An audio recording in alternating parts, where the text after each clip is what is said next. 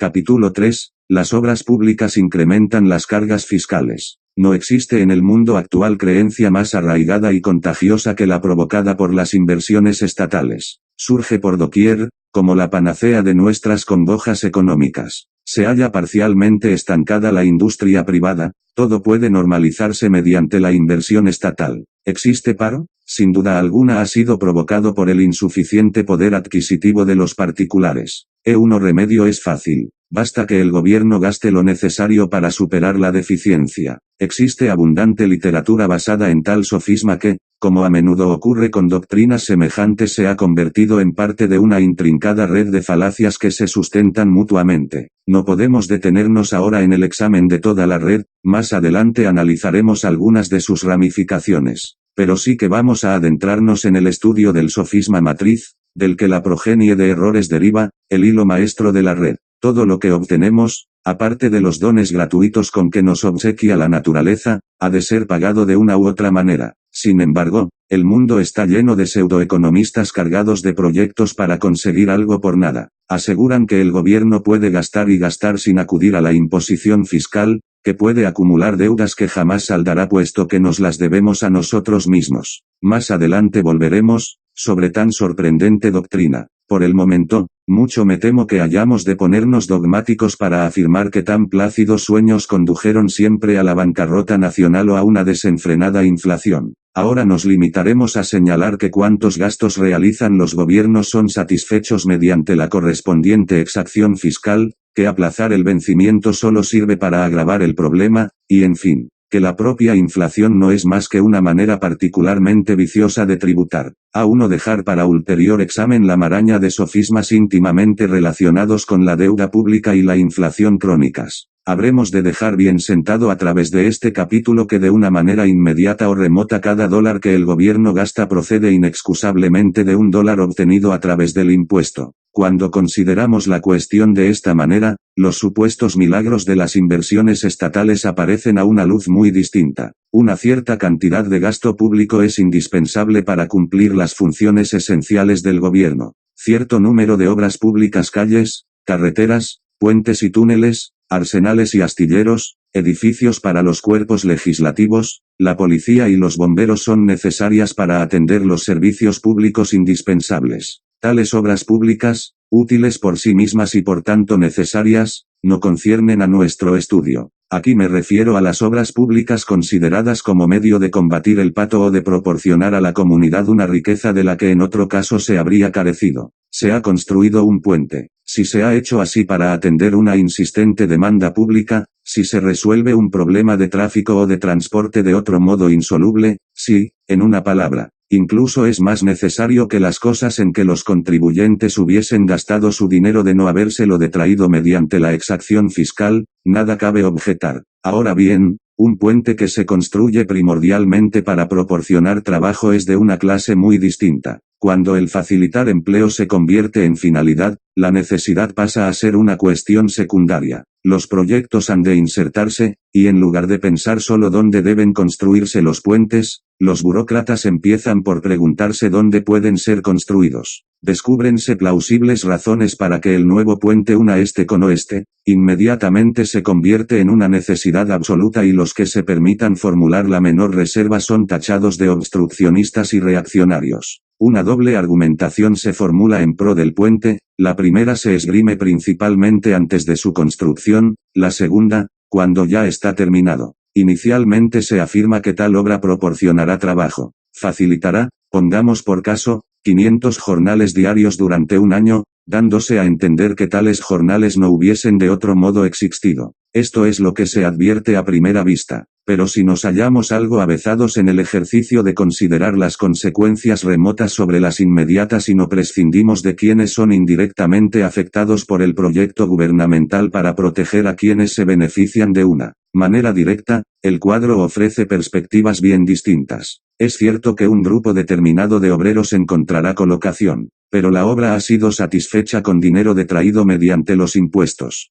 Por cada dólar gastado en el puente habrá un dólar menos en el bolsillo de los contribuyentes. Si el puente cuesta $1.000.000, los contribuyentes habrán de abonar $1.000.000, y se encontrarán sin una cantidad que de otro modo hubiesen empleado en las cosas que más necesitaban. En su consecuencia, por cada jornal público creado con motivo de la construcción del puente, un jornal privado ha sido destruido en otra parte. Podemos ver a los hombres ocupados en la construcción del puente, podemos observarles en el trabajo. Un argumento del empleo usado por los inversores oficiales resulta así tangible y sin duda convencerá a la mayoría. Ahora bien, existen otras cosas que no vemos porque desgraciadamente se ha impedido que lleguen a existir. Son las realizaciones malogradas como consecuencia del $1.000.000 arrebatado a los contribuyentes. En el mejor de los casos, el proyecto de puente habrá provocado una desviación de actividades. Más constructores de puentes y menos trabajadores en la industria del automóvil, radiotécnicos, obreros textiles o granjeros. Pero estamos ya en el segundo argumento. El puente se haya terminado. Supongamos que se trata de un airoso puente y no de una obra antiestética. Ha surgido merced al poder mágico de los inversores estatales. ¿Qué habría sido de él si obstruccionistas y reaccionarios se hubiesen salido con la suya?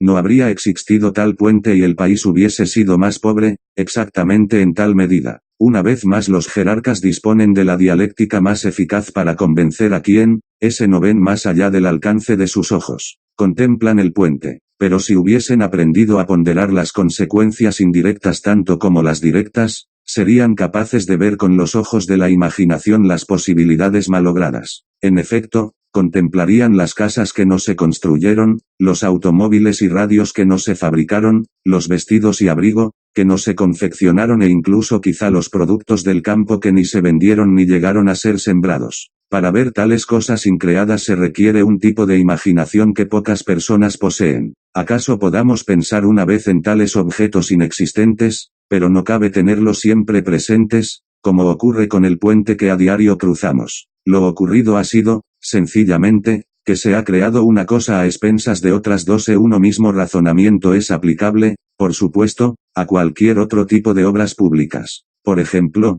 a la construcción con fondos estatales de viviendas para personas económicamente más débiles. Lo que realmente sucede es que mediante la exacción fiscal se obtiene de familias de ingresos más cuantiosos, y quizá también un poco de otras con no tan altos ingresos, recursos, obligándose a los grupos aludidos a subvencionar a familias modestas que en definitiva dispondrán de viviendas mejores por unos alquileres iguales o más bajos que los que venían satisfaciendo. No pretendo analizar en este momento los argumentos alegados en pro y en contra de la construcción de viviendas por el Estado. He de limitarme a señalar el error que contienen dos de los argumentos que con mayor frecuencia se esgrimen en favor de tal género de construcciones. Uno es el de que tales edificaciones proporcionan trabajo, y el segundo, que se crea una riqueza que en otro supuesto sería inexistente. Ambas argumentaciones son falaces por cuanto olvidan lo que los impuestos malogran. Las exacciones destinadas a la construcción de viviendas destruyen tantos jornales en otros sectores como crean en el de la vivienda. Igualmente son causa de que no se edifiquen viviendas por particulares, no se fabriquen lavadoras y frigoríficos y escaseen numerosas mercancías y servicios. Es inconsistente el razonamiento que, por ejemplo, arguye, a modo de réplica, que dicha construcción oficial de viviendas no será financiada por la aportación de capitales ingentes, sino sencillamente mediante aportaciones anuales. Esto solo significa que el costo se reparte entre varios años en lugar de concentrarse en uno.